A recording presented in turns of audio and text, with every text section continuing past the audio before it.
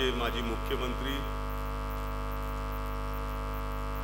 प्रशासनातला दांडगा अनुभव असणारे माननीय पृथ्वीराज चव्हाण साहेब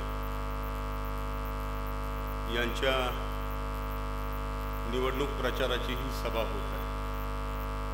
या सभेला उपस्थित काँग्रेस पक्षाचे, राष्ट्रवादीचे आणि बाळासाहेब ठाकरे, उद्धवजी ठाकरे यांच्या पक्षाचे मंचावरील सर्व नेते, पदाधिकारी, उपस्थित बंधू आणि भगिनी,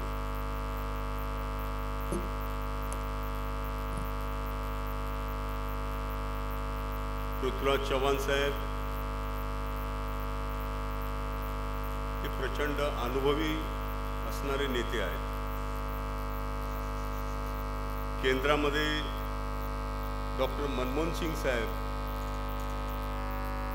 पंतप्रधान असताना त्यांच्या कार्यालयामध्ये राज्यमंत्री म्हणून आणि त्यांचा सगळा कॉन्फिडेन्शियल कारभार काम करण्याचं काम माननीय पृथ्वीराज चव्हाण साहेबांनी केलं। आपल्या नेत्या सोनियाजी गांधी आणि पंतप्रधान डॉक्टर मनमोहन सिंग यांच्यामध्ये काही संवाद साधायचा असेल, एखादं धोरण ठरवायचं असेल, एखादा निर्णय घ्यायचा असेल, तर त्या संबंधात या दोघांमधला दुवा म्हणून पृथ्वीराज चव्हाण साहेबांचं काम अत्यंत मोलाचं आणि महत्त्वाचं राहिलेलं आहे। तदनंतर महाराष्ट्राचे मुख्यमंत्री म्हणून केलेलं कार्य हे जगजाहीर आहे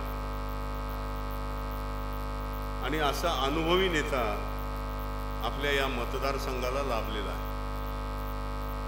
त्यांच्या अनुभवाचा फायदा निश्चितपणे कराड शहर, कराड ग्रामीण एवढंच नव्हे तर पूर्ण महाराष्ट्राला त्यांच्या अनुभवाचा फायदा मिळेल आणि यामध्ये मग विकासाची कामं असतील, पायाभूत सुविधांची कामं असतील, शेतकऱ्यांचे प्रश्न असतील, महिलांचे प्रश्न असतील, युवकांचे प्रश्न असतील, या सगळ्या प्रश्नाला निश्चितपणे निर्णायक स्वरूपामध्ये पृथ्वीराज चव्हाण साहेब शासन निर्णयाद्वारे मदत करू शकतील आणि म्हणून अशा एका दांडग्या अनुभवी नेत्याला आपल्या या कराड मतदारसंघामधून निवडून आणायचं आहे। मागच्या आठवड्यामध्ये मुंबईच्या MMRDA ग्राउंडवर एक मोठी सभा झाली। त्यामध्ये आमचे नेते माननीय राहुलजी गांधी होते, आमचे नेते उद्धवजी ठाकरे होते, आमचे नेते माननीय पवार साहेब होते, मल्लिकार्जुन खरगे साहेब होते आणि माननीय पृथ्वीराज चव्हाण साहेब होते, सुशील कुमार शिंदेजी होते, नाना पटोले होते, संजय राऊत होते। या सगळ्यांनी मिळून एक पंचसूत्री कार्यक्रम या महाराष्ट्राला दिलेला आहे। आमचं सरकार आलं आणि ते येणारच आहे, तर ह्या पंचसूत्री कार्यक्रमाच्या माध्यमातून या महाराष्ट्रातल्या जनतेला न्याय देण्याचा प्रयत्न होणार आहे। आमचं सरकार यासाठी येणार मी म्हणतोय कारण आत्ता आपण लोकसभेच्या निवडणुकीमध्ये बघितलं तर 48 पैकी 31 खासदार महाविकास आघाडीचे आहेत। प्रत्येक खासदाराच्या मतदारसंघामध्ये 6 विधानसभा क्षेत्र येतात। जिथं जिथं आपण लढलो आणि तिथं तिथं त्या विधानसभेच्या मतदार क्षेत्रामध्ये जिथं 60,000, 70,000, 80,000चा लीड आहे त्या ठिकाणी निश्चित आमचे आमदार निवडून येणार। जिथं आमचे खासदार निवडून आले नाहीत त्याही मतदारसंघामध्ये आमच्या उमेदवाराला त्या विधानसभा क्षेत्रामध्ये 80,000, 60,000, 70,000चा लीड भेटलेला आहे। म्हणजे आम्ही जर ते कॅल्क्युलेशन केलं तर आमचे 154 आमदार निवडून येत आहेत। 288 विधानसभेच्या या मतदारसंघामध्ये 145 आमदार ज्या पक्षाचे असतील त्यांचं सरकार महाराष्ट्रामध्ये बनेल। आमचे तर 154 आहेत, म्हणजे 145 पेक्षा आणखी 9 वाढले तर 154 होतात, म्हणजे 9 आमची संख्या जास्त आहे। परंतु नरेंद्र मोदीजी, शाह आणि फडणवीस हे कधी कारस्थान करतील आणि या 9, 10, 15 लोकांना कधी पुढून नेऊन पुन्हा आपलं सरकार बनवण्याची भीती आहे. कारण त्यांनी आता केलं तसं. माननीय उद्धवजी ठाकरे यांच्या नेतृत्वाखाली अत्यंत चांगल्या पद्धतीनं चाललेलं सरकार होतं. एकनाथ शिंदेना हळूच बाजूला घेतलं, त्यांच्या बरोबरीच्या आमदारांना घेतलं आणि सरकार बनवलं. राष्ट्रवादी काँग्रेसची अखंड अशी परंपरा होती.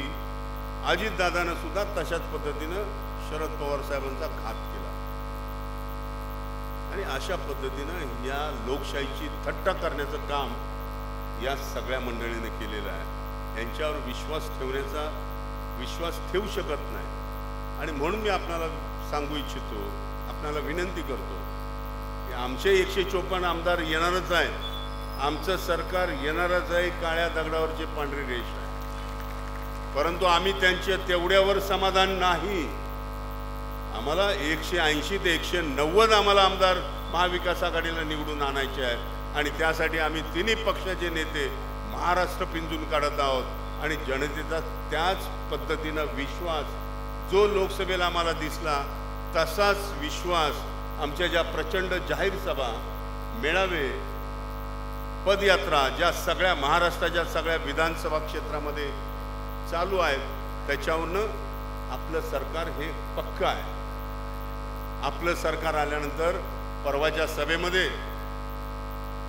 जो जाहीरनामा प्रसिद्ध झाला त्या जाहीरनाम्यामध्ये महालक्ष्मी योजना महिलांच्यासाठी आमच्या नेत्यांनी घोषित केली. इथे लाडकी बहीण योजना आहे ना, देवेंद्र फडणवीस, अजितदादा पवार, एकनाथ शिंदे असं वाटतं की आमचं सरकार येणार नाही आणि मग ही योजना बंद करून टाकतील अशी हवा त्यांनी सोडलेली आहे.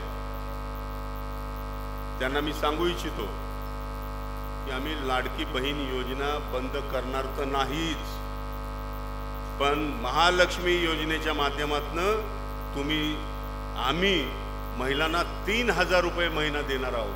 तुम्ही 1,500 रुपये देता आणि तुमच्या जाहीरनाम्यामध्ये 2,100 रुपये दाखवता. आम्ही त्याच्यापेक्षाही जास्त देऊ. या महिलांचे प्रश्न, आर्थिकदृष्ट्या जे प्रश्न आहेत ते सोडवण्यासाठी आम्ही प्रयत्न करतो. महिलांना एसटीचा पास, मुलींना एसटीचा पास, कराड शहरामध्ये असणारी लोकल बस सेवा, या सेवेमध्ये त्यांना लाभ मिळणार नाही. पूर्णपणे विनामूल्य प्रवास करण्याचं धोरण सुद्धा आमचं शासन आखेल. जे बेरोजगार आहेत या बेरोजगारांना, आपल्याला माहिती आहे मोदी सरकारने नोटबंदी केली. त्याच्या अगोदर त्यांनी घोषणा केली 14च्या इलेक्शनच्या अगोदर 15 लाख रुपये तुमच्या खिशात टाकतो, वर्षाला 2 कोटी नोकऱ्या देतो. आता 2 कोटी नोकऱ्या 10 वर्ष झाली, त्या प्रत्येक वर्षाच्या 2 म्हटलं तर 20 कोटी झाले. अरे 20 कोटी नोकऱ्या जर तुम्ही आज उपलब्ध केल्या असत्या तर या देशात गरिबी नावाची आणि बेकारी नावाची चीजच राहिली नसती. परंतु त्यांना फक्त घोषणा करायच्या आहेत. म्हणून आम्ही ठरवलं की आमचं सरकार आल्यानंतर आम्ही तज्ज्ञ माणसांच्या माध्यमातून बेरोजगारांना कशा पद्धतीने आम्हाला व्यवसायामध्ये सहभाग करून घेईल, त्यांचा नोकऱ्या मिळवून देण्यासाठी जो बॅकलॉग थांबलेला आहे. हर एक डिपार्टमेंटमध्ये आपण बघत असाल कुठे 2,000, 5,000, 8,000, 10,000, 15,000चा बॅकलॉग आहे. जवळजवळ या महाराष्ट्रामध्ये 2 लाख नोकऱ्यांचा बॅकलॉग आहे. तो बॅकलॉग भरायला थोडासा वेळ लागेल. तोपर्यंत आमचं सरकार आल्यानंतर आम्ही ठरवतोय की तोपर्यंत नोकरी लागेपर्यंत बेकारांना किंवा त्यांना व्यवसाय उपलब्ध करून देऊपर्यंत त्यांना आम्ही महिन्याला 4,000 रुपये देणार आहोत. 4,000 रुपये प्रत्येक महिन्याला. आरोग्य विमा योजना, 25 लाखाचा आरोग्य विमा आपल्या सगळ्यांच्या नावानं, कुटुंबाच्या नावानं काढण्याचं आमचं महाविकास आघाडीचं धोरण आहे. आणि निव्वळ 25 लाखच नव्हे तर त्या माणसाचा औषध उपचाराचा खर्च सुद्धा शासन उचलणार आहे. म्हणजे माणसाच्या आरोग्याला आमच्या महाविकास आघाडीच्या नेत्यांनी प्राधान्य दिलेलं आहे आणि म्हणून आपण ठरवायला पाहिजे. आपण शहरी भागातले लोक आहेत, ग्रामीण भागामध्ये सुद्धा मोठ्या प्रमाणात शेतकरी राहतो. हा मोठ्या प्रमाणातला शेतकरी आजही दुःखी आहे. आत्महत्या दिवसेंदिवस वाढत चाललेल्या आहे. आम्ही ठरवलंय, आमचं धोरण आहे की महाविकास आघाडीचं सरकार आल्यानंतर 3 लाख रुपयापर्यंत शेतकऱ्यांचं कर्ज आमची आघाडी माफ करेल आणि जे रेग्युलर कर्ज भरणारे शेतकरी आहेत त्यांच्यासाठी 50,000 रुपये त्यांना प्रोत्साहनपर दिलं जाणार आहे. एवढंच नव्हे तर शेती उत्पादनावर, शेतीचं उत्पादन ज्या ज्या पद्धतीनं होतं आणि मार्केटिंगसुद्धा काही वेळेस होत नाही. मग आपण लासलगावचा कांदा बघा किंवा आणखी इतर ठिकाणी बघा, कांदा त्या गोडाऊनमध्ये सडताना पण पाहिलेला आहे. भाज्यांचे भाव गगनाला भिडलेले आहेत.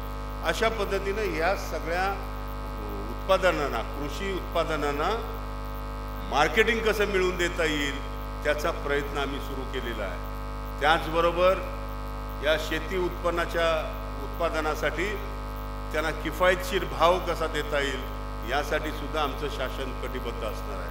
अशा अनेक योजना महाविकास आघाडीच्या माध्यमातून देण्याचा प्रयत्न आम्ही करतोय. त्यामध्ये माननीय पृथ्वीराज चव्हाण साहेबांची भूमिका अत्यंत महत्त्वाची असणार आहे. सरकारमध्ये त्यांची भूमिका अत्यंत महत्त्वाची असणार आहे. कारण he is a good administrator, अत्यंत हुशार, चाणक्य, टू द पॉइंट आणि अत्यंत खोलवर जाऊन एखाद्या गोष्टीचं तपास करणं आणि ते पूर्णत्वाला नेणं याच्यामध्ये हातखंड आहे पृथ्वीराज साहेबांचा. आणि म्हणून त्यांना आपण निवडून दिल्यास आपल्या कराडचं इन्फ्रास्ट्रक्चर, आपल्या कराडच्या नागरी सुविधा, आपणाला असणाऱ्या अडचणी त्यांच्या माध्यमातून दूर करता येईल आणि त्याचबरोबर महाराष्ट्राला सुद्धा त्यांच्या दांडग्या अनुभवाचा फायदा घेता येईल. आणि तो आपण मिळवून दिला तर आपण सगळे पुण्यवान ठरणार आहोत की एका चांगल्या नेत्याला, एका अनुभवी नेत्याला आपण विधानसभेमध्ये पुन्हा एकदा पाठवणार आहोत. आणि म्हणून मी आपणाला विनंती करतो की आपण हे सगळे जुमलेबाज लोक आहेत केंद्रातले, 15 लाख देतो, 2 कोटी नोकऱ्या देतो, अमुक करतो, तमुक करतो, काही करू शकत नाहीये. उलट यांनी आता राजकारण सुरू केलंय, हम एक रहेंगे तो सेफ रहेंगे और हम बटेंगे तो कटेंगे. अरे गेली 50 वर्ष तुम्ही काटण्याचंच काम केलेलं आहे सगळ्यांना. कधी मराठा आरक्षणाच्या माध्यमातून, कधी ओबीसीच्या संबंधामध्ये, कधी धनगर समाजाच्या आरक्षणामध्ये, कधी जातीयवादाच्या नावानं, कधी धर्माच्या नावानं तुम्ही या समाजामध्ये फूट पाडलेली आहे. अरे तुम्ही देशाचे पंतप्रधान आहात, तुम्ही गृहमंत्री आहेत, एका राज्याचे मुख्यमंत्री आहेत. तुमच्यासारख्या मोठ्या नेत्यांच्या तोंडी अशा हिंसक गोष्टी, अशा भाषा येता कामा नयेत.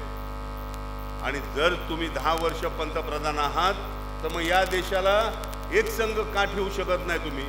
कशाला सांगता हम एक आहे तो सेफ आहे? मग 10 वर्ष तुम्ही काय केलं?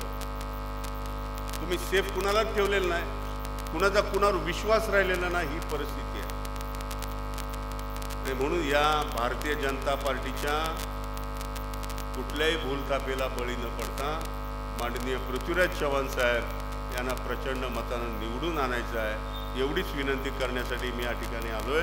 धन्यवाद. आजची सभा, या सभेला उपस्थित सन्माननीय पृथ्वीराज चव्हाण साहेब, उदय पाटीलजी, शारदाताई जाधव, प्रभारी विजय नाटाजी, मनोहर शिंदे, धीरज जाधव, शशिकांत करपे, सन्माननीय व्यासपीठ शिवराज मोरे आणि सर्व जमलेले या ऐतिहासिक चौकामध्ये आयोजित आजची सभा. 10 वाजता सभा संपणार आहे. त्यामुळं बाबांचं भाषण ऐकण्यासाठी आपण उत्सुक आहात, त्यामुळे जास्त वेळ घेणार नाही. परंतु विठ्ठलाचं दर्शन घेऊन आम्ही इथं आलेलो आहे. बाबा मगाशी सगळेजण विठ्ठल मंदिरामध्ये घेऊन गेले मला, आणि तिथं आम्ही प्रार्थना केली की बाबा 20 तारखेला बाबांच्या पारड्यात तुझं आशीर्वाद विठ्ठलाचा मिळू दे आणि या कराडच्या जनतेचा सहकार्य आपल्याला मिळू दे अशी प्रार्थना आम्ही केली. आज अतिशय आनंद वाटतोय की आदरणीय बाबांसारखं एक नेतृत्व, या राज्याला दिशा देणारं नेतृत्व आणि ज्या नेतृत्वानं आपल्या मुख्यमंत्री पदाच्या काळामध्ये या महाराष्ट्राची गती वाढवण्याचं काम केलं, या महाराष्ट्राचा स्वाभिमान जपण्याचं काम त्या ठिकाणी केलं, या महाराष्ट्राला एक सुसंस्कृत मुख्यमंत्री म्हणून पृथ्वीराज चव्हाण साहेबांची ओळख या संपूर्ण देशामध्ये त्या ठिकाणी होती. आज आपण बघितलं असेल टीव्हीवर मगाशी मुख्यमंत्रीच उतरून कुठंतरी गेले, कुणीतरी घोषणा दिल्या म्हणून स्वतःच मुख्यमंत्री जाब विचारायला गेले, असं टीव्हीवर आता चालू आहे. अशा या काळामध्ये मुख्यमंत्री कसा असावा त्याचं चांगलं उदाहरण कोण असेल तर पृथ्वीराज चव्हाण साहेब त्या ठिकाणी. आणि म्हणून या कर्तृत्व नेतृत्वाला स्वर्गीय यशवंतराव चव्हाण साहेबांचा वारसा या आपल्या शहराला आहे, स्वर्गीय विलास काकांचा वारसा आहे, स्वर्गीय पी डी पाटील साहेबांचा वारसा या शहराला आहे. या सगळ्या मंडळींनी या कराडला पुढे घेऊन जाण्याचा प्रयत्न आपापल्या काळामध्ये प्रामुख्याने केला. आत्ताच्या काळामध्ये गेल्या 15 वर्षामध्ये आदरणीय बाबांच्या नेतृत्वाखाली या कराडमध्ये असंख्य कामं झाली, असंख्य चांगल्या गोष्टी झाल्या आणि या चांगल्या गोष्टीला चांगलं म्हणण्याची वेळ येणाऱ्या 20 तारखेला आलेली आहे, ज्याचा उल्लेख शिवराजनं त्या ठिकाणी केला की एक कर्तृत्व नेतृत्व, राजीव गांधी जीवनदायी योजना असू दे किंवा आज जी 108 नंबरवर फोन केल्यावर ॲम्ब्युलन्स येते, ते जर खऱ्या अर्थानं या ठिकाणी ही कल्पना आणि अंमलबजावणी कुणाच्या काळात झाली असेल तर ती पृथ्वीराज चव्हाण साहेबांच्या काळामध्ये. यादी प्रचंड आहे. मुख्यमंत्री पदाच्या काळामध्ये आदरणीय बाबांनी केलेलं काम याची यादी प्रचंड आहे. आणि म्हणून तुम्हा कराडकरांना एक अभिमान पाहिजे, तुम्हा कराडकरांना एक स्वाभिमानानं ही लढाई पुढे घेऊन जाण्याचा प्रयत्न या ठिकाणी असला पाहिजे. आम्ही कोल्हापूरचे असू दे, गडचिरोलीतले असू दे, अगदी गोंदियापासून सगळी माणसं आज बाबांना या ठिकाणी मानत असतात. का मानतात?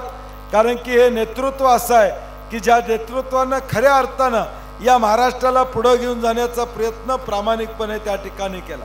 आणि म्हणून आता आपली जबाबदारी आहे, हा एक संघर्षाचा काळ आहे. एका बाजूला एक महायुतीचं भ्रष्टाचारी सरकार आहे आणि दुसऱ्या बाजूला महाविकास आघाडीच्या माध्यमातून एक विश्वासू सरकार या राज्याला नेतृत्व करायची संधी मिळणार आहे. आणि म्हणून ही नेतृत्व करायची संधी ज्यावेळी आपण महाविकास आघाडीला देणार आहोत त्यामध्ये सिंहाचा वाटा कुणाचा असेल तर उद्याच्या भविष्यकाळात पृथ्वीराज चव्हाण साहेबांचा असणार आहे, हे मला मुद्दामून आपल्याला सांगा. आणि म्हणून हे जे काय रत्न आपल्याला लाभलेलं आहे, तुम्ही कराडकर अत्यंत नशीबवान आहात. गेल्या 5-50 वर्षाचा विचार केला, स्वर्गीय यशवंतराव चव्हाण साहेबांच्या पासून आनंदराव चव्हाण साहेब असतील, प्रेमिला काकी असतील, विलास काका असतील, पी डी पाटील साहेब असतील, या सगळ्या मंडळी, ही सगळी मंडळी तुम्हाला मिळालीत आणि या कराडला नावारूपाला आणण्याचा प्रयत्न या मंडळींनी केला. आणि इथल्या जनतेनं देखील भरभरून असं प्रेम या सगळ्या मंडळींच्या या ठिकाणी केलेलं आहे.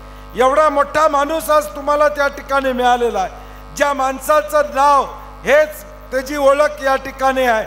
एक हिंदीमध्ये डायलॉग है, मेरा नाम ही काफ़ी है. तसं पृथ्वीराज चव्हाण साहेबांचे, उनका नाम ही काफ़ी है, कहीं भी जाओ सिर्फ पृथ्वीराज चव्हाण साहब के गांव से आए बोलो तो काम हो जाता है. म्हणजे काम व्हायला कुठेही अडचण येत नाही. एवढं वजनदार नाव हे पृथ्वीराज चव्हाण साहेबांचं आपल्या पाठीमागं आहे. आता आपली जबाबदारी आहे या नावाला साजेसा असा विजय मिळवून देणं, या नावाला साजेसा असं मताधिक्य मिळवून देणं, ही तुमची आमची जबाबदारी पुढच्या 8 दिवसामध्ये असणार. उलट्या बाजूनं एक अपप्रचार केला जाईल, उलट्या बाजूनं चुकीच्या गोष्टी या ठिकाणी सांगितल्या जातील, पैशाचा महापूर येईल, पैशाचा या ठिकाणी वेगवेगळ्या पद्धतीनं वापर त्या ठिकाणी होईल, परंतु काळजी करायचं काम नाही. बाबा, उलट्या बाजूनं पैशाचा महापूर आला तरी तुमच्या बाजूनं मताचा महापूर येणार, हे मी आपल्याला जाहीरपणे या ठिकाणी सांग. मताचा महापूर हा फक्त आणि फक्त पृथ्वीराज चव्हाण साहेबांच्या पाठीमागे येणार, याचा विश्वास महाराष्ट्रातल्या तमाम जनतेला या ठिकाणी, या महाराष्ट्रातली जनता आज वाट बघते. मला अनेक जिल्ह्यातून या ठिकाणी फोन येतात. मी मागच्या सभेमध्ये आता मलकापूरला सभा झाली त्यावेळी सांगितलं, माझे कार्यकर्ते, माझे जवळचे कार्यकर्ते मला म्हणतात, अजून बाबांच्याकडे तुम्ही का गेला नाही, म्हणजे बाबांच्याकडे सभेला का गेला नाही, कधी जाणार आहे. एवढं प्रेम आमच्या कार्यकर्त्यांचं सुद्धा आदरणीय बाबांच्यावर त्या ठिकाणी काल 100 कोल्हापुरातले कार्यकर्ते मला न सांगता मला न विचारता या कराडमध्ये आले आणि पै पाहुणे ओळखीच्या लोकांना भेटून गेले. रात्री आल्यावर मला सांगितलं आम्ही 10 गाड्या घेऊन साहेब कराडला जाऊन आलो, कारण की हा माणूस आहे ज्या माणसानं तुम्हाला पाठबळ दिलं, तुम्हाला पाठिंबा केला. माझ्या राजकीय जीवनामध्ये मला पाठबळ देण्याचं काम आदरणीय बाबांनी त्या ठिकाणी केलं. या कोल्हापूर शहराला थेट पाईपलाईन बाबा मुख्यमंत्री असताना त्यांनी एका रात्रीत मंजूर केली. मी विसरलो नाही. ज्यावेळी 10 वर्षानंतर याचं उद्घाटन करायचं होतं त्यावेळी पुन्हा पृथ्वीराज चव्हाण साहेबांच्या हस्तेच उद्घाटन कोल्हापूरच्या थेट पाईपलाईनचं केलं. कारण की जाणीव मला आहे तशी तुम्ही जाणीव ठेवणं गरजेचं आहे. या महाराष्ट्रातली जनता बघते कराडकर काय करतात, कराडची जनता किती स्वाभिमानी आहे, कराडची जनता किती या ठिकाणी निर्णय काय घेते याची वाट येणार आहे तेव्हाच 23 तारखेला बघणार आहेत. आणि म्हणून आपल्याला जबाबदारी घ्यावी लागेल. हे जे काय रत्न आपण मोठं केलेलं आहे, हे जे नेतृत्व या राज्यामध्ये मोठं केलेलं आहे, त्या नेतृत्वाला जपण्याचं काम आपल्याला त्या ठिकाणी करावं लागेल. पंतप्रधान कार्यालयापासून ते मुख्यमंत्री पदापर्यंत आज बाबांचं नेतृत्व या महाराष्ट्रानं मान्य केलेलं आहे. या महाराष्ट्रानं सिद्ध केलेलं आहे की या महाराष्ट्रामध्ये एक अभ्यासू व्यक्तिमत्व कोण असेल, तिथं वरचा क्रमांक कुणाचा लागत असेल तर तो फक्त पृथ्वीराज चव्हाण साहेबांचा या ठिकाणी लागतो. हे आपण या ठिकाणी लक्षात ठेवलं पाहिजे. आणि म्हणून तुम्हाला अभिमान असला पाहिजे. माझ्या कराडचा आमदार कोण आहे तर पृथ्वीराज चव्हाण साहेब आहेत, हे आपल्याला अभिमानानं सांगता आला पाहिजे. आणि हे सांगण्यासाठी येणाऱ्या 20 तारखेला आपल्याला निर्णय घ्यावा लागेल. येणाऱ्या 20 तारखेला आपल्याला निर्णायक अशी भूमिका घ्यावी लागेल. महाराष्ट्रनामा परवा जाहीर झाला. या 3 पक्षाचा ज्यावेळी जाहीरनामा करायचा निर्णय झाला त्यावेळी तिन्ही पक्षातल्या पवार साहेब असू देत, उद्धव ठाकरे साहेब असू देत, आमचे नेते राहुल गांधी असू देत, या सगळ्यांनी जबाबदारी कुणाकडे दिली तर ती पृथ्वीराज चव्हाण साहेबांच्याकडे दिली. जाहीरनामा करणं सोपं नाही आहे. प्रत्येक घटकाला न्याय देणं सोपं नाही. एकच माणूस होता की जो या महाराष्ट्राचा संपूर्ण अभ्यास करून माता भगिनींसाठी पासून तरुणांना न्याय देऊ शकत होते, ते म्हणजे पृथ्वीराज चव्हाण साहेब या ठिकाणी होते. आणि म्हणून आपली जबाबदारी आहे. आज महिलांना 3000 रुपये देण्याची घोषणा आम्ही केलेली आहे. ST मधला प्रवास मोफत केलेला आहे. त्याच्यापेक्षाही सगळ्यात महत्त्वाचं काय केलं असेल तर महागाई आटोक्यात आणणार हा निर्णय देखील या जाहीरनाम्यामध्ये त्या ठिकाणी घेतलेला. MPSCच्या विद्यार्थ्यांना मदत करण्याची भूमिका आपण घेतोय. पहिल्या 100 दिवसामध्ये वर्षभरामध्ये 2.5 लाख नोकर भरती करण्याची भूमिका आपण त्या ठिकाणी घेतोय. शेतकऱ्याला कर्जमाफी करण्याचा निर्णय त्या ठिकाणी घेतोय. बेरोजगाराला रोजगार देण्याचा निर्णय आपण त्या ठिकाणी घेतोय. 300 युनिट लाईट बीट असेल तर 100 युनिट आपण माफ करणार आहोत. हा निर्णय आपल्या जाहीरनाम्यामध्ये घेतलेला, हा निर्णय आपल्या जाहीरमध्ये घेतलेला आहे. हे सगळं कशामुळे शक्य झालं? कारण की या जाहीरनाम्याच्या कमिटीचे चेअरमन पृथ्वीराज चव्हाण साहेब होते, जे लोकांचे अश्रू पुसू शकतात, जे गरिबाचा आवाज या ठिकाणी मानू शकतात. पृथ्वीराज चव्हाण साहेबांनी आपल्या आयुष्यामध्ये एवढी पदं भोगली, भरपूर त्यांना करता आलं असतं, कारखाना काढता आलं असतं, संस्था काढता आल्या असत्या, परंतु स्वतःसाठी या माणसानं काही केलं नाही. हे जनतेनं देखील लक्षात ठेवलं पाहिजे. हे जनतेनं देखील लक्षात ठेवलं पाहिजे. ज्या माणसानं निस्वार्थीपणे आपली हयात, आपलं आयुष्य काँग्रेस पक्षासाठी या ठिकाणी दिलं, या कराडच्या जनतेसाठी दिलं, आता आपली वेळ आली आहे त्या उतराई करण्याची. आपली जबाबदारी आलेली आहे की पृथ्वीराज चव्हाण साहेबांना मताधिक्यानं निवडून देण्याची. उलट्या बाजूने मी म्हटलं तसं अनेक आमिष येतील, अनेक गोष्टी येतील, परंतु तुम्ही कराडकरात कोल्हापूरकरांच्या पेक्षा हुशार आहात. त्यामुळे मला खात्री आहे की या सगळ्याचा कंडका पडल्याशिवाय तुम्ही गप्प बसणार नाही. मला खात्री आहे की एकदा तुम्ही ठरवलं की तुम्ही मागं पडणार नाही.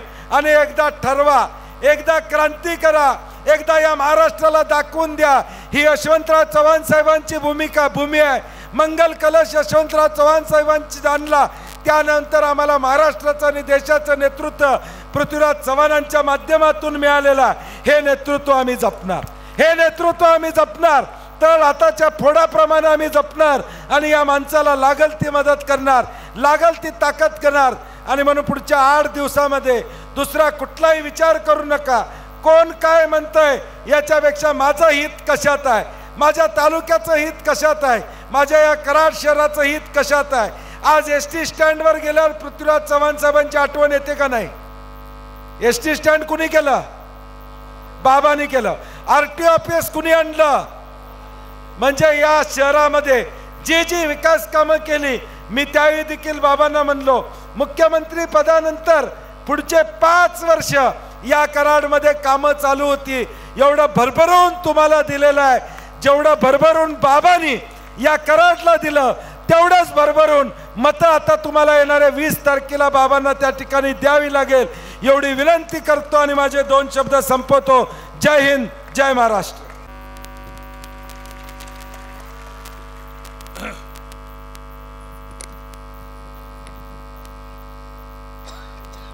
आज खास कराडकरांना भेटण्याकरता कोल्हापूरहून आलेले माजी गृह राज्यमंत्री, आमदार आणि काँग्रेस पक्षाच्या विधिमंडळ पक्षाचे नेते सत्यजी पाटील, उदयसिंग पाटील उंडाळकर दादा, खास या ठिकाणी पक्षाचे निरीक्षक म्हणून आलेले विजय नाहटा, त्याचबरोबर शिवराजी मोरे, ऋतुराज मोरे, श्रीमती शारदाताई जाधव, श्रीमती जयाराणी जाधव, अर्चना पाटील, आमचे सातारा जिल्ह्याचे काँग्रेस पक्षाचे अध्यक्ष डॉक्टर सुरेशराव जाधव, बाळूताई सूर्यवंशी, धीरजसिंग जाधव, शशिराज करपे, अशोकराव कोळी, आनंदराव पालकर, विठ्ठलराव शिखरे, प्राध्यापक धनंजयराव काटकर, शहाजीराव डुबल, श्रीकांत मुळे, प्रकाश जाधव, शेखर बर्गे, मनोहर शिंदे आणि व्यासपीठावर बसलेले सर्व मान्यवर. वेळ कमी राहिलेला आहे, त्यामुळं उपस्थित सर्व कराडचे सुज्ञ नागरिक बंधू भगिनी आणि पत्रकार मित्रांनो, 20 तारखेला होणाऱ्या महाराष्ट्र विधानसभेच्या निवडणुकीमध्ये आपल्याला फक्त एका आमदाराची निवड करायची नाही, तर उद्या पुढच्या 5 वर्षामध्ये कुठल्या विचाराचं राज्य महाराष्ट्रात राज्य करणार आहे. एका बाजूला फुले, शाहू आंबेडकर, छत्रपती शिवरायांची प्रेरणा घेऊन, त्यांचा आदर्श घेऊन महाविकास आघाडी या ठिकाणी काम करते आहे, आपल्या समोर आलेली आहे. आणि दुसऱ्या बाजूला संघ असेल, भाजप असेल, जातीवादी विचाराचे लोक ते पुन्हा या देशाला 19व्या शतकाकडे नेण्याचा प्रयत्न करतायत. अशी ही विचारधारेची लढाई आहे. एका आमदाराच्या निवडणुकीची लढाई नाही आहे, तर सरकार कुणाचं स्थापन होणार, महाराष्ट्राचं भवितव्य कुणाच्या हातात देणार. गेली 10 वर्ष आपण भारतीय जनता पक्षाचं राज्य पाहिलं. महाराष्ट्राची जी दुर्दशा झालेली आहे त्याला हे भारतीय जनता पक्षाचं सरकार गेल्या 10 वर्षामध्ये 8 वर्षामध्ये त्यांनी जी गत महाराष्ट्राची केली ते आपण पाहतो. प्रचंड मोठी बेरोजगारी, युवकांच्या हाताला काम नाही, युवकांचा लग्न होत नाही कारण त्यांना नोकरी नाही. आईबापांनी कर्ज काढलेलं आहे, बँकेची कर्ज घेतली ती फिटत नाही. आणि आज इंजिनियर MBA मुलांना पिझ्झा नेऊन देण्याचं काम करावं लागतंय, कारण शिक्षण कर्ज घेतलेली आहे, बँकाची कर्ज फेडायची, जमीन घाण ठेवलेली आहे, नाही होत. म्हणून बेरोजगारीचा प्रचंड मोठा प्रश्न महाराष्ट्रातल्या भाजप सरकारच्या नाकर्तेपणामुळं एकही नवा मोठा उद्योग महाराष्ट्रात आलेला नाही. जे येऊ घातलेले उद्योग गुजरातमध्ये पळवले गेले आणि आमचे मुख्यमंत्री उपमुख्यमंत्री मुख गिळून गप्प बसले. मुंबईचं आंतरराष्ट्रीय वित्तीय सेवा केंद्र बांद्रा कुर्ला कॉम्प्लेक्समध्ये होणार ते पळून गांधीनगरला दिलं. तिथं कोणी येत नाही म्हणून मग बुलेट ट्रेन सुरू केली. कुणीही बुलेट ट्रेनची मागणी केली नव्हती. मुंबई अहमदाबाद बुलेट ट्रेन, खर्च 1,25,000 कोटी, निम्म कर्ज महाराष्ट्राच्या जनतेच्या डोक्यात, तुमच्या आमच्या डोक्यात. काय चाललंय महाराष्ट्रामध्ये? आज शेतकरी उद्ध्वस्त झालेला आहे. शेतकऱ्याच्या शेतीमालाला भाव नाही, लागवडीचा कसं वाढत चाललेला आहे. सोयाबीनचं उदाहरण गेलं तर आज हमीभाव 4,900 आणि आज 4,000 देखील मिळत नाहीये. दररोज महाराष्ट्रामध्ये 9 शेतकरी आत्महत्या करतात आणि नाकर्ते सरकार, शिंदे फडणवीस सरकार निमूटपणे तिकडे बघत बसलेलं आहे.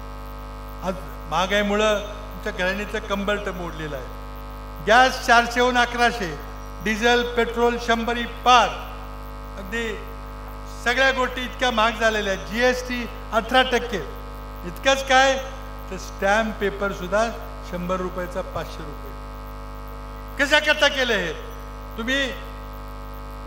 महागाईमुळं सर्वसामान्य माणसाचं जीवन असह्य करून टाकले. आता तुम्ही त्यातून काहीतरी मार्ग काढण्याकरता लोकांनी लोकसभेमध्ये तुम्हाला धडा शिकवला, तुमचा दारुण पराभव केला.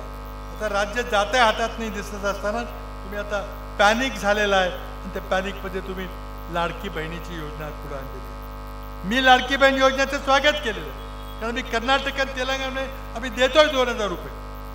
माझं एवढंच म्हणणं होतं की 1500नी भरपाई होणार नाही. आज महिला घरामध्ये बिनपगारी काम करतात, स्वयंपाक पाणी, मुलांचं संगोपन, धुणं भांडं हे सगळं काम करतात. ते काही त्यांना मोबदला मिळालं नाही.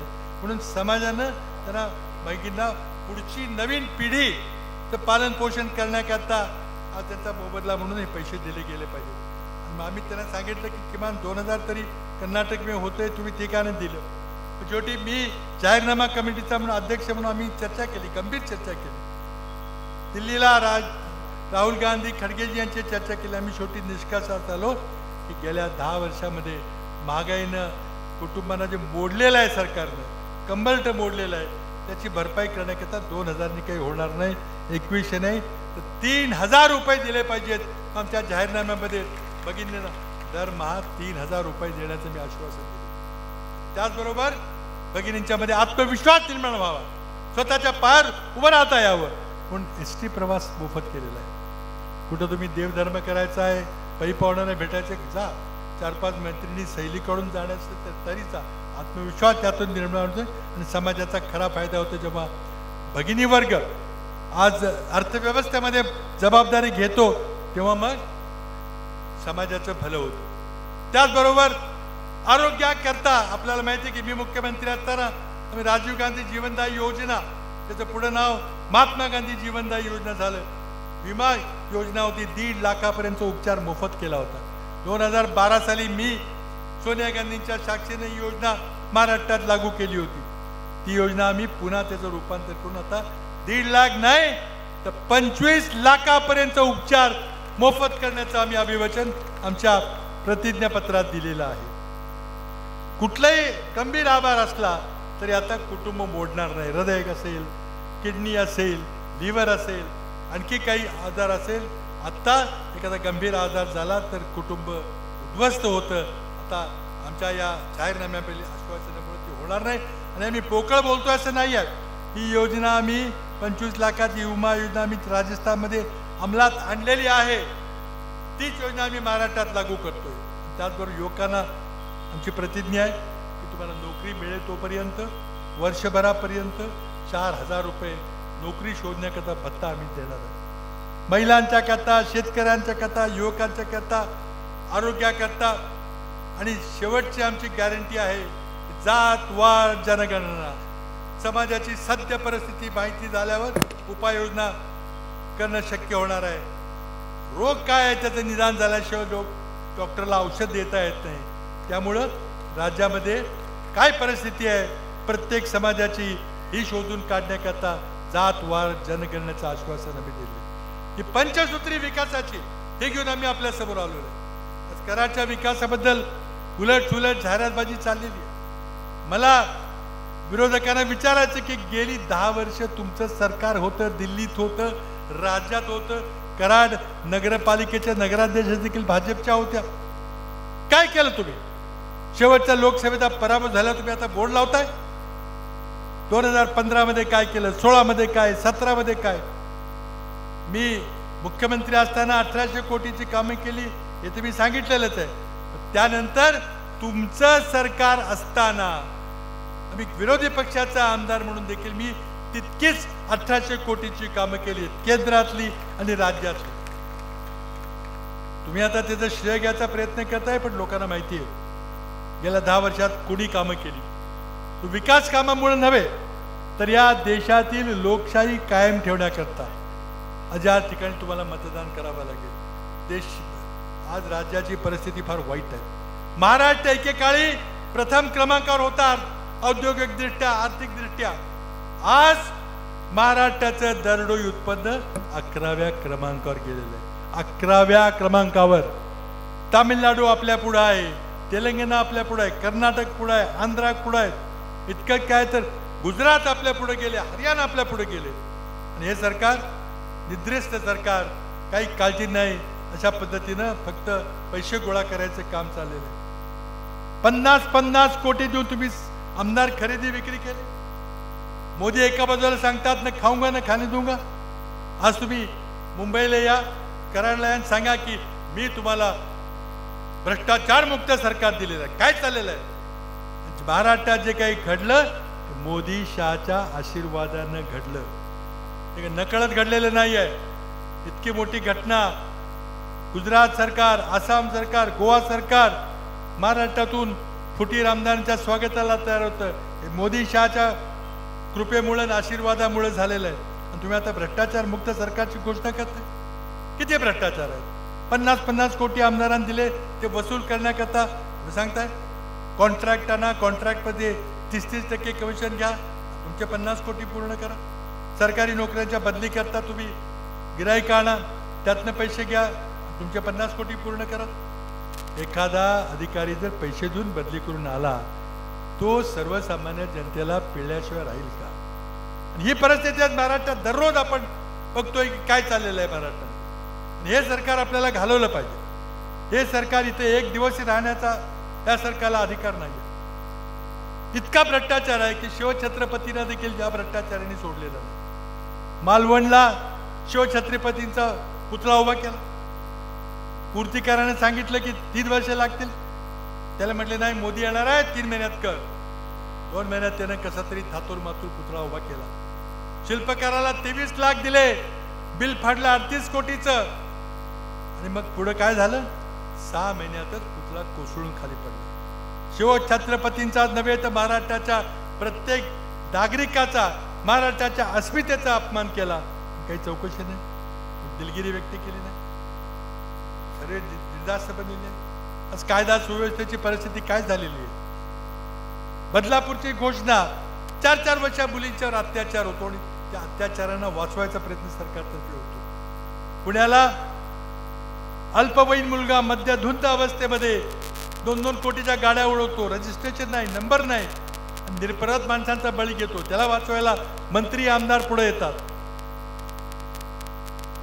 दिवसा ढवळ्या मुंबईमध्ये माजी मंत्री, माजी आमदार बाबा सिद्दीकी सारख्या एका व्यक्तीचा दिवसा डोळ्यात सुपारी देऊन खून केला जातो. महाराष्ट्र सरकार स्वस्थ बसलेलं. मोठ्या मोठ्या व्यक्तीला धमक्यात दिल्या जातात.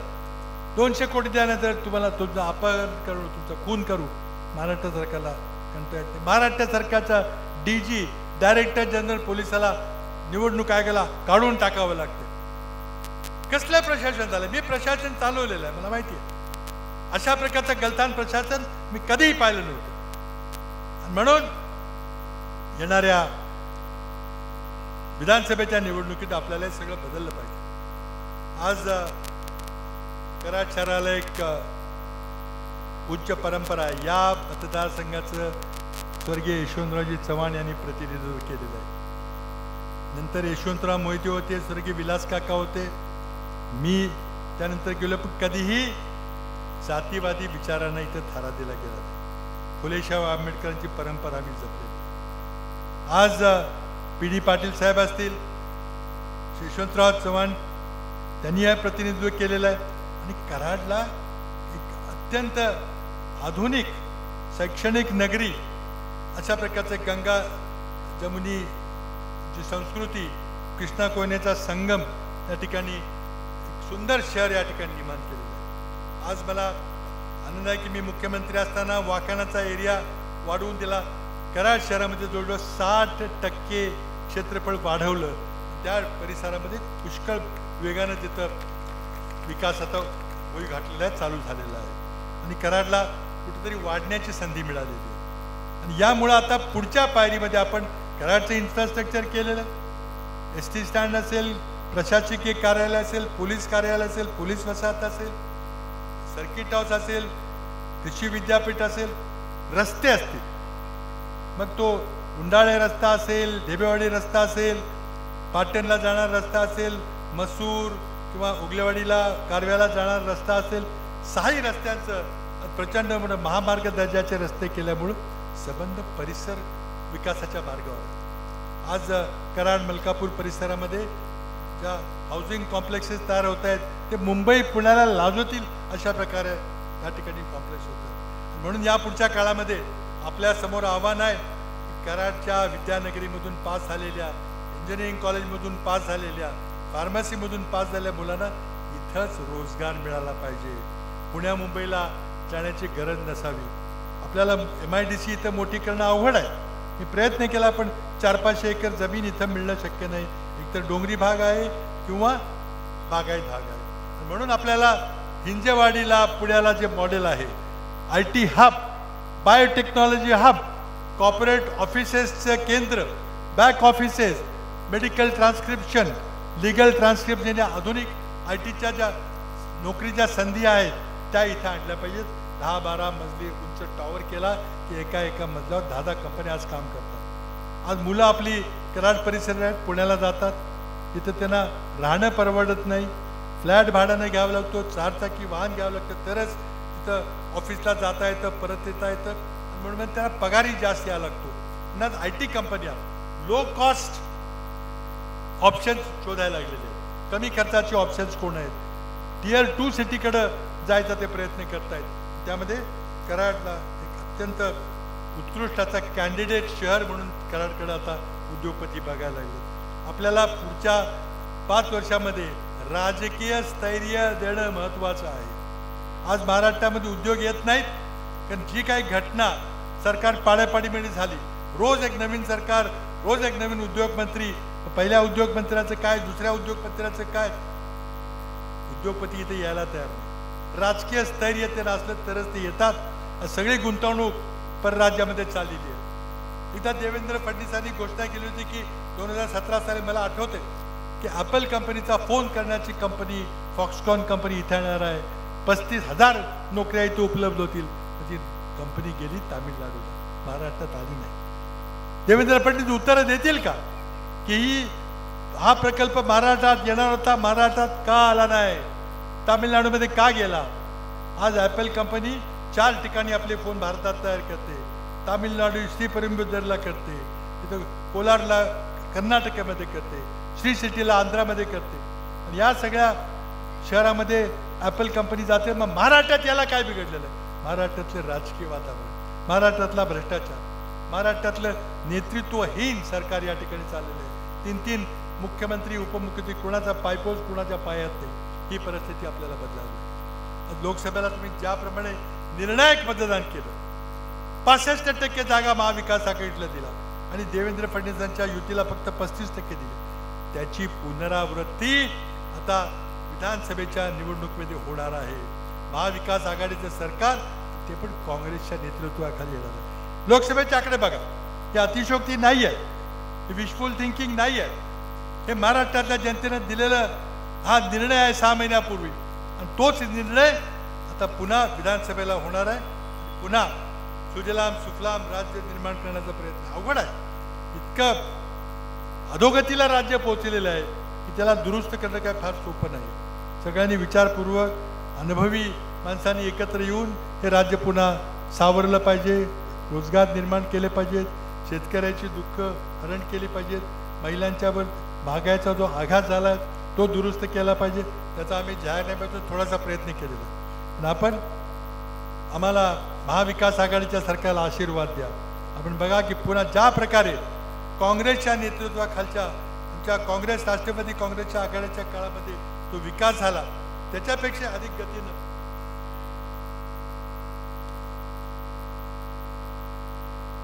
विकास करण्याच्या संधी आलेली. आज रोजगाराची संधी या ठिकाणी निर्माण करणं आवश्यक आहे. ती करण्याकरता कराडमध्ये IT हब करणं, कॉर्पोरेट सेक्टर हब करणं, लो कॉस्ट डेस्टिनेशन करणं, याचं आपल्याला प्रयत्न करायचे. त्याचं मी आश्वासन आपल्याला देतो की पुढच्या 5 वर्षामध्ये, जसं मागच्या 5 वर्षामध्ये जे कराडचं इन्फ्रास्ट्रक्चर तयार केलं, उद्या कराड जिल्हा झाल्याचं सगळं तिथे तयारी झालेली आहे. त्याचप्रमाणे उद्याच्या 5 वर्षामध्ये IT हब, रोजगाराचे संधी करून एक टुरिझम वाढवून आज कराडचा जो आम्ही किनारा विकास केलेला, नदी किनारा विकास केलेला आहे, संरक्षण भिंत बांधलेली आहे, त्या ठिकाणी एक टुरिझम हब निर्माण करण्याचे अनेक कल्पना आमच्या कराडकरता आहेत. शैक्षणिक हब आहे, त्या ठिकाणी युनिव्हर्सिटी पुढे शक्य आहे. विमानतळ सुरू झालं की मग तिथून आणखी टुरिझम वाढेल, लोक गुंतवणूकदार इथे येतील. या सगळ्या गोष्टींचा पाया आम्ही घातलेला आहे. त्याची पूर्तता करण्याचं आता आपल्याला प्रयत्न करायचे आहेत. त्याकरता मी आपल्याला नम्र विनंती करू, थापा मारणाऱ्या लोकांच्या मागे जाऊ नका, पैशाची मस्ती असणाऱ्या लोकांच्या मागे जाऊ नका.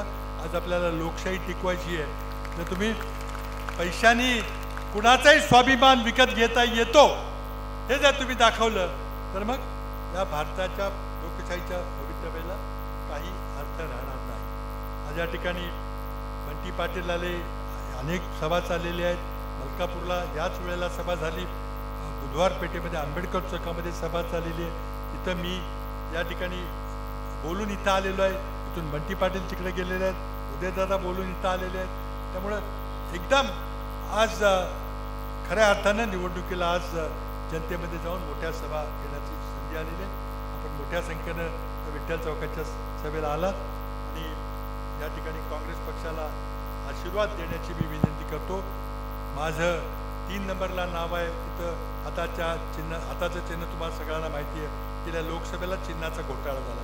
आता तसं घोटाळा होण्याचं काही कारण नाही आहे. हाताच्या पंजासमोरील बटन दाबून पण महाविकास आघाडीला विजयी करा, काँग्रेसला विजयी करा आणि महाराष्ट्राला पुन्हा एकदा सुजलाम सुफलाम राज्य, प्रथम क्रमांकात राज्य करायचा प्रयत्न करूया ही विनंती करतो आणि थांबतो. जय हिंद, जय महाराष्ट्र.